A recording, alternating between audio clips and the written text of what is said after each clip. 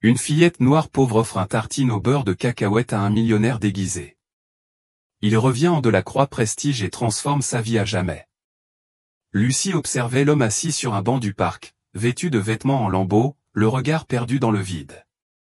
Quelque chose chez lui le distinguait des autres sans-abri du quartier. Peut-être étaient-ce ses yeux d'un bleu profond, qui contrastaient avec sa peau bronzée et sa barbe négligée. Ou peut-être cette dignité qu'il semblait conserver malgré ses habits déchirés. Sans hésiter, la fillette de 12 ans s'approcha de lui et lui tendit la moitié de son tartine au beurre de cacahuète.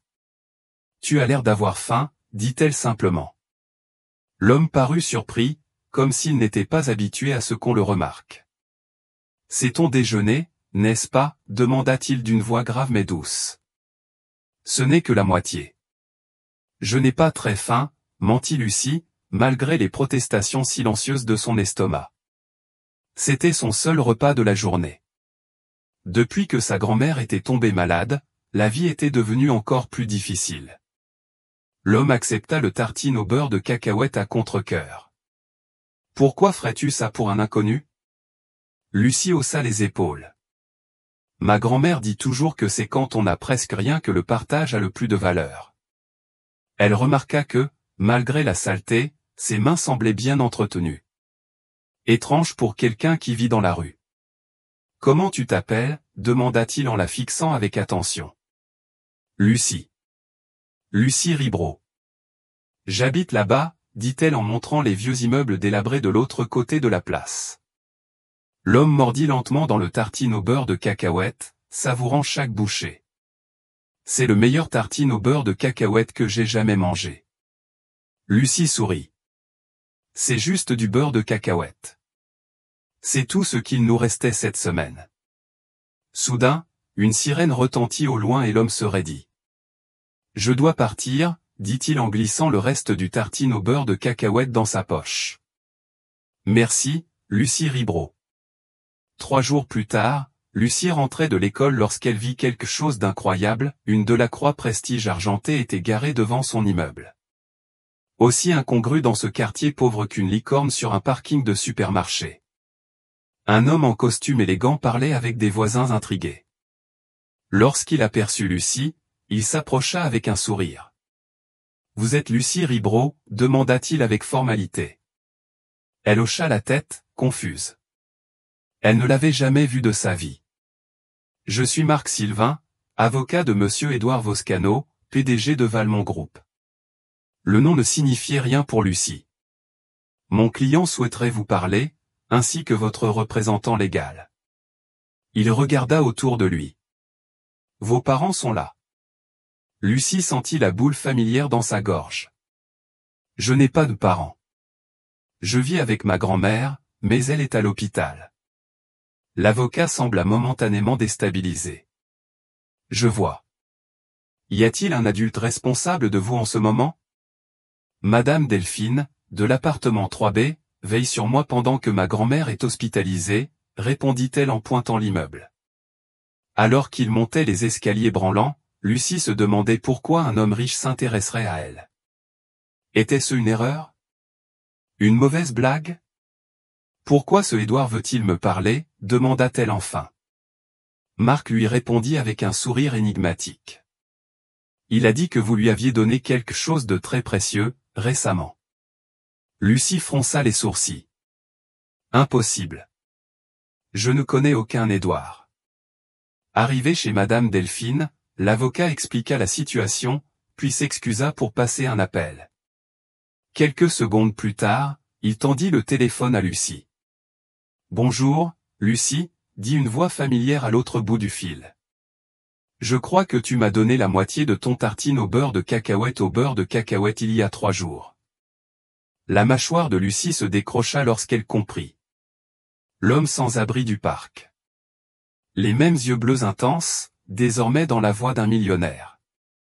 Ce coquin habitant de ce quartier oublié n'aurait pu imaginer, c'est que ce simple tartine au beurre de cacahuète partagé serait le début d'un voyage extraordinaire. Une histoire où la générosité sincère d'une enfant abandonnée par la société allait défier toutes les attentes et rappeler à beaucoup d'adultes des vérités oubliées sur la bonté. Si ce récit sur un geste de compassion désintéressé vous a touché, abonnez-vous à la chaîne pour découvrir comment un moment de vraie connexion humaine peut déclencher des transformations que même l'argent d'un milliardaire ne saurait acheter. C'est Édouard, demanda Lucie en regardant la photo sur le téléphone portable de Marc Sylvain. Sur l'écran, un homme bien habillé, à la barbe soigneusement taillée, souriait lors d'un événement caritatif. À part ses yeux bleus perçants, il était méconnaissable par rapport aux sans-abri de la place. Précisément, confirma Marc. Mon client mène ce qu'il appelle des expériences sociales pour comprendre comment les gens agissent vraiment quand ils ne savent pas qui ils ont en face d'eux. 2 jours plus tard, Madame Delphine accompagna Lucie jusqu'à la demeure d'Édouard Valmont, en périphérie de la ville. La jeune fille n'avait jamais rien vu de tel.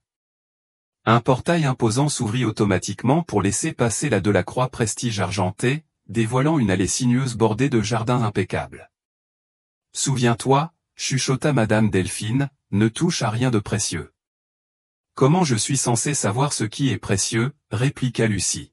« Ici, tout a l'air précieux. » L'intérieur du manoir était encore plus impressionnant. Ce qui surprit le plus Lucie, cependant, fut la simplicité de l'homme qui les accueillit.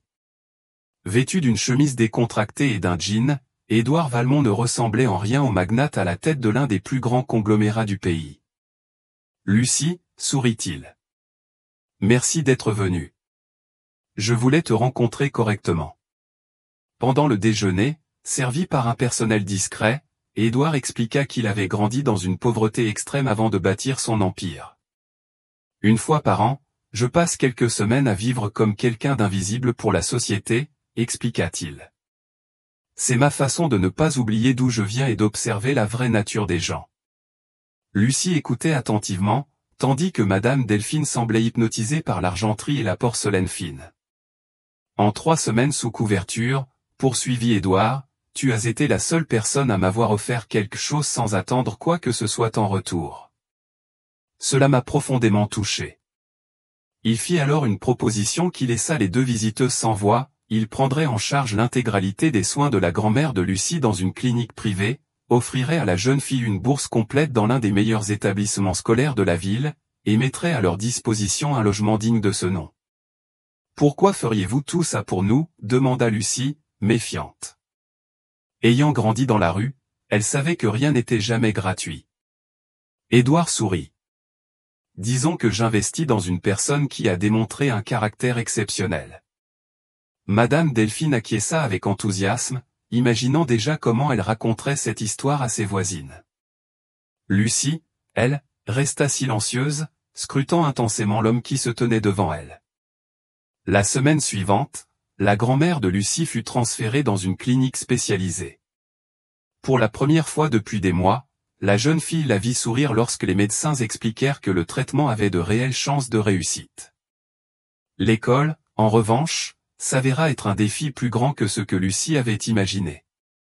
Avec son nouvel uniforme, son accent marqué et sa peau plus foncée que celle de la majorité des élèves, elle devint rapidement la cible de moqueries. « C'est quel programme de charité qui t'a amené ici ?» demanda une fille blonde dès le premier jour, provoquant des rires. « Celui de ta mère » répliqua Lucie du tac au tac, se surprenant elle-même par sa vivacité. La seule personne à lui témoigner une véritable gentillesse fut mademoiselle Hélène, professeure de littérature. Après avoir trouvé Lucie cachée dans la bibliothèque pendant la récréation, elle s'assit à ses côtés.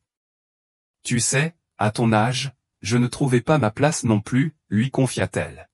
« Mais j'ai découvert que les livres peuvent être de précieux alliés. » Peu à peu, Hélène devint une véritable mentor pour Lucie. Consciente du potentiel exceptionnel de la jeune fille, elle commença à lui prêter des ouvrages avancés et à l'encourager à écrire. « Tu as une voix unique », lui disait-elle. « Et les voix comme la tienne méritent d'être entendues. » Pendant ce temps, Édouard Valmont faisait face à des problèmes.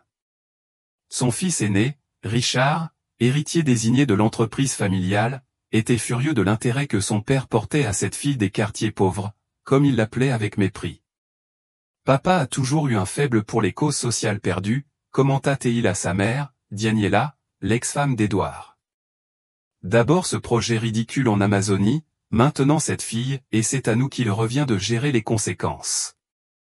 Ce que Richard n'avait pas prévu, c'était que Lucie élaborait un plan à elle. Durant les mois qui suivirent, tout en jouant le rôle d'une jeune fille timide et reconnaissante, elle observait attentivement tout ce qui l'entourait, les dynamiques de pouvoir au sein de la famille Valmont, les remarques révélatrices prononcées quand on pensait qu'elle n'écoutait pas, les incohérences dans les récits de Richard. Avec l'aide discrète de la professeure Hélène, Lucie se consacra non seulement à ses études officielles, mais aussi à la compréhension de l'Empire Valmont et de son fonctionnement. Elle savait que sa position était fragile. Un simple caprice de Richard ou de Daniela pouvait suffire à détourner Édouard de son envie de l'aider. Le savoir, c'est le pouvoir, répétait Hélène, sans se douter de tout ce que son élève absorbait réellement. Un après-midi pluvieux, alors qu'elle attendait sa voiture à la bibliothèque, Lucie surprit par hasard une conversation entre Richard et un homme inconnu dans la pièce voisine.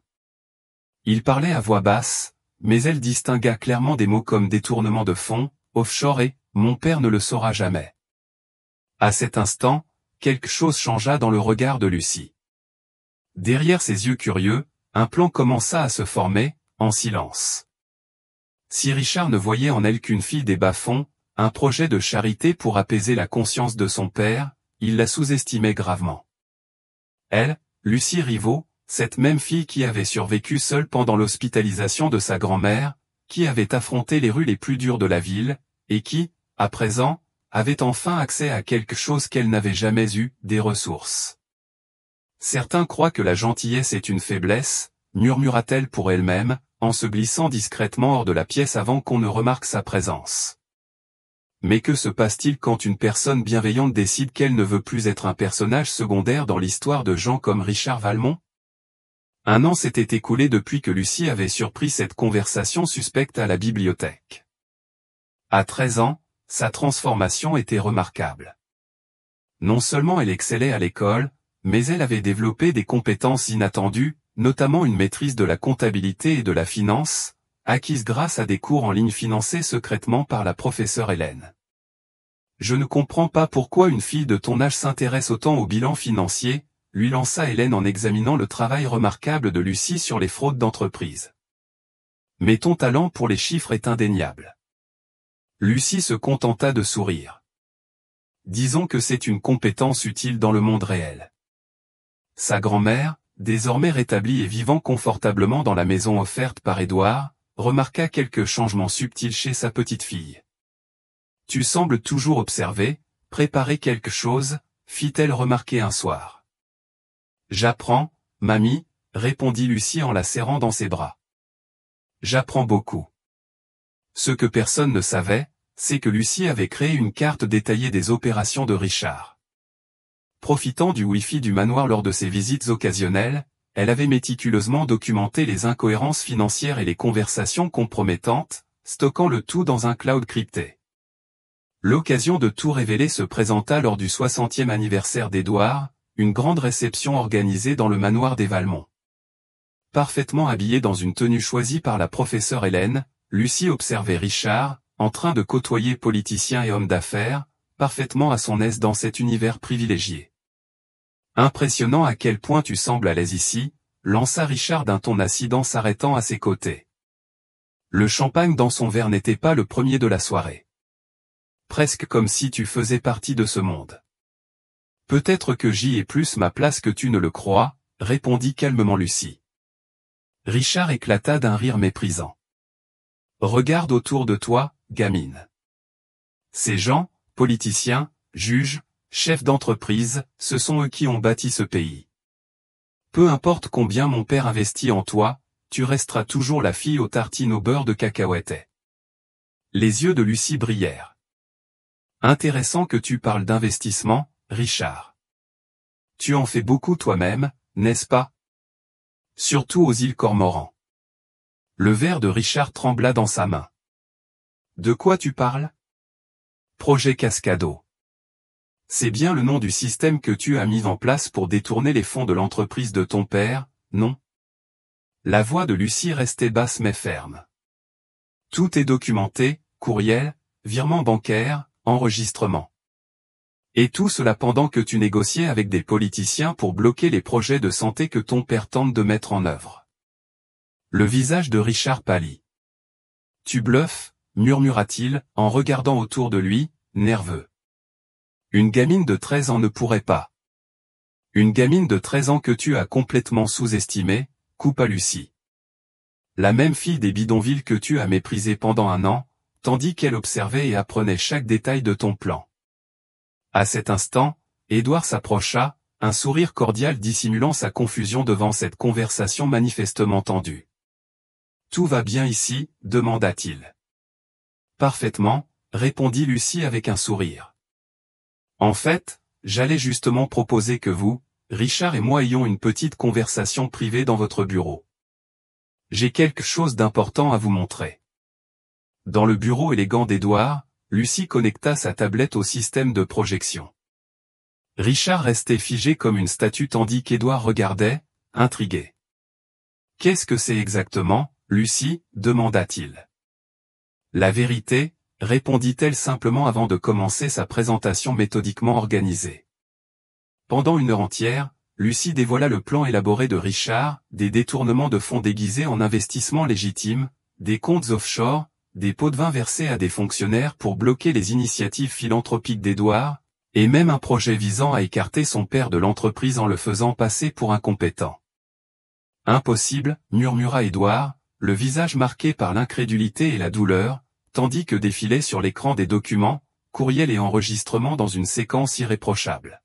« Richard, ce n'est pas. »« Tais-toi » hurla Richard, perdant finalement le contrôle. Il se jeta furieusement sur Lucie, mais Édouard l'en empêcha. « Tu n'es personne. Une fille des bidonvilles, une menteuse qui a manipulé mon père. » « La différence entre toi et moi, Richard, » répondit Lucie d'un ton calme, « c'est que je n'ai jamais eu besoin de mentir. Tous les documents ici sont authentiques.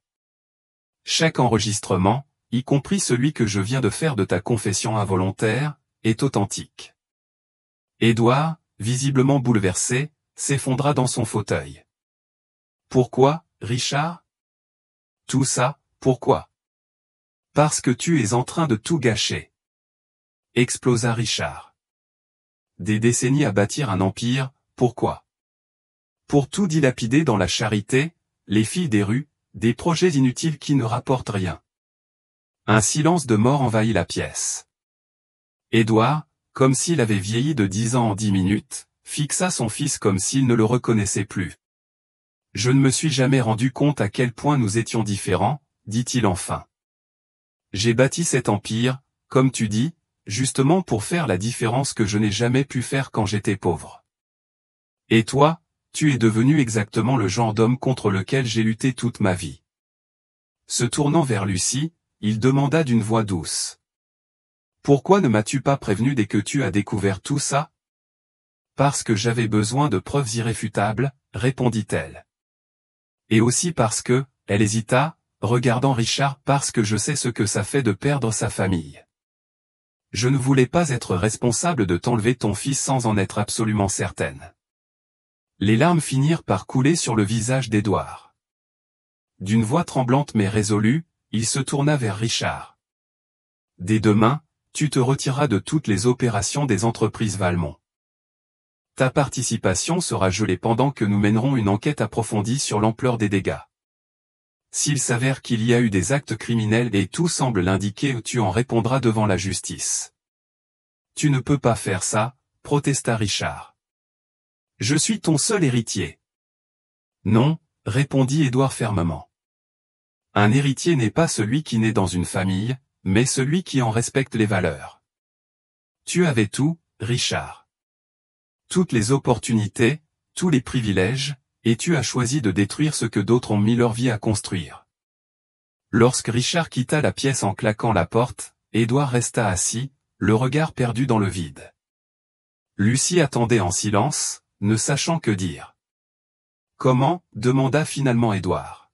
« Comment as-tu découvert tout ça ? » « De la même façon que j'ai survécu dans la rue, » répondit-elle simplement. « En observant, en écoutant, en ne sous-estimant jamais personne. J'ai appris à comprendre les systèmes pour pouvoir m'y faufiler. Édouard contempla la jeune femme devant lui. Elle n'était plus simplement une enfant en détresse, mais une personne exceptionnelle, dotée d'une intelligence et d'une intégrité qu'il avait rarement trouvées chez les adultes au pouvoir. Lorsque nous nous sommes rencontrés, je croyais t'aider, dit-il enfin. Je n'aurais jamais imaginé que tu finirais par me sauver. Ce soir-là, alors que la fête luxueuse battait son plein à l'étage inférieur, 2 personnes restèrent dans le bureau, en train de redéfinir l'avenir. Un milliardaire dont la vision de l'héritage devait être réinventée, et une jeune fille dont le parcours extraordinaire ne faisait que commencer. Plus tard, dans sa chambre, Lucie observa la ville illuminée par la fenêtre. Il n'y avait pas si longtemps, elle n'était qu'une gamine affamée, offrant la moitié d'un tartine au beurre de cacahuète à un inconnu. Aujourd'hui, elle avait changé à jamais le destin de l'une des plus grandes fortunes du pays.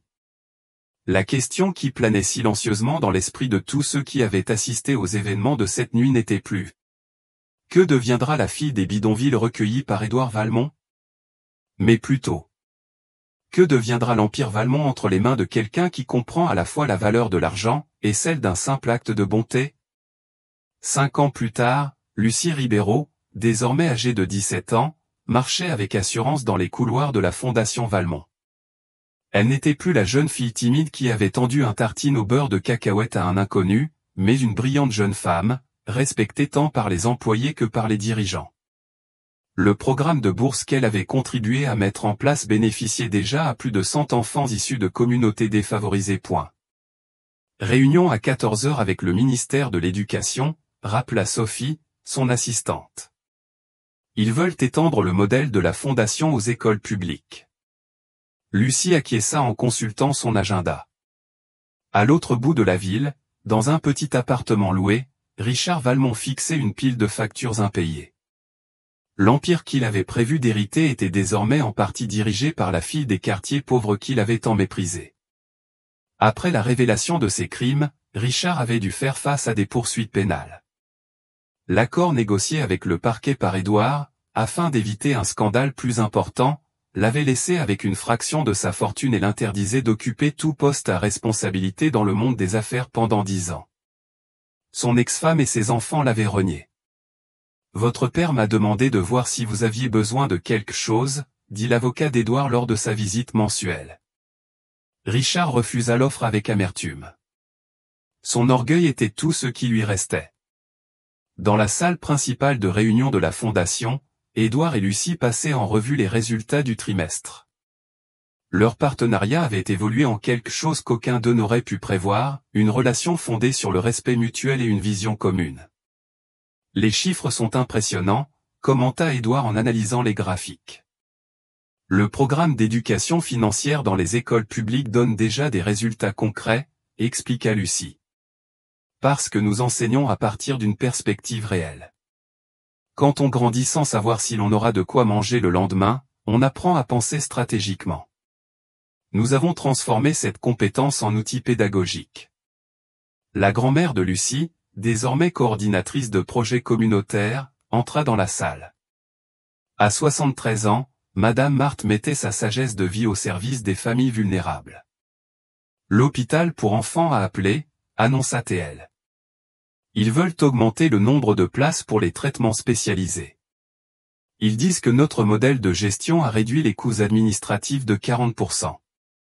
Édouard sourit en se souvenant du jour où il avait rencontré Lucie. Qui aurait cru qu'un demi-tartine au beurre de cacahuète aurait autant de valeur? Lucie lui rendit son sourire. Ce n'était pas le tartine au beurre de cacahuète, Édouard.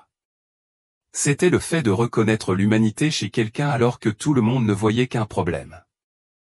L'après-midi, lors de l'événement annuel de la Fondation, Lucie monta sur scène pour présenter la nouvelle promotion de boursiers. En parlant, elle remarqua une silhouette familière au fond de la salle. Richard, plus maigre et vieilli, observait discrètement. Pourtant, ses paroles ne contenaient aucune rancune. Nous faisons tous face à des choix qui définissent qui nous sommes. Certains choisissent d'accumuler le pouvoir à tout prix. D'autres choisissent de partager ce qu'ils ont, même quand c'est peu. Ce sont les petits choix du quotidien qui révèlent notre vraie nature. Après l'événement, Lucie s'approcha de Richard, visiblement mal à l'aise. « Je suis venu m'excuser, dit-il, évitant son regard. Je n'attends pas de pardon. » « Il ne s'agit pas de pardon, Richard, répondit Lucie. Il s'agit de choisir qui nous voulons être à partir de maintenant. Si tu veux contribuer de manière positive, il y a une place pour chacun dans ce travail. » Alors que Richard s'éloignait, Édouard rejoignit Lucie. « Tu continues à me surprendre, commenta-t-il. Tu lui as offert une opportunité qu'il ne mérite pas. »« J'ai appris cela de toi, répondit-elle. Quand tu m'as trouvé sur la place, je ne méritais pas ton aide. Tu aurais pu me donner de l'argent et continuer ton chemin. Mais tu as vu un potentiel là où d'autres n'auraient vu qu'une statistique de plus. » Plus tard, dans son bureau, Lucie regardait par la fenêtre la ville qui s'étendait devant elle. C'était la même vue qui appartenait autrefois à Richard. À la différence qu'elle ne la considérait pas comme un symbole de pouvoir, mais comme un rappel de responsabilité. Sur le mur était accroché un simple cadre contenant la photo d'un demi-tartine au beurre de cacahuète. Un rappel quotidien que la véritable richesse ne réside pas dans ce que l'on possède, mais dans ce que l'on choisit de partager quand personne ne regarde. Le parcours de Lucie, de la jeune fille partageant sa seule nourriture à la femme ayant transformé des systèmes et créé des opportunités, n'était pas simplement une histoire de réussite individuelle. C'était la preuve vivante que lorsque nous reconnaissons l'humanité en chaque personne, peu importe son apparence ou sa condition, nous créons l'espace pour une révolution silencieuse qu'aucune somme d'argent ne peut acheter.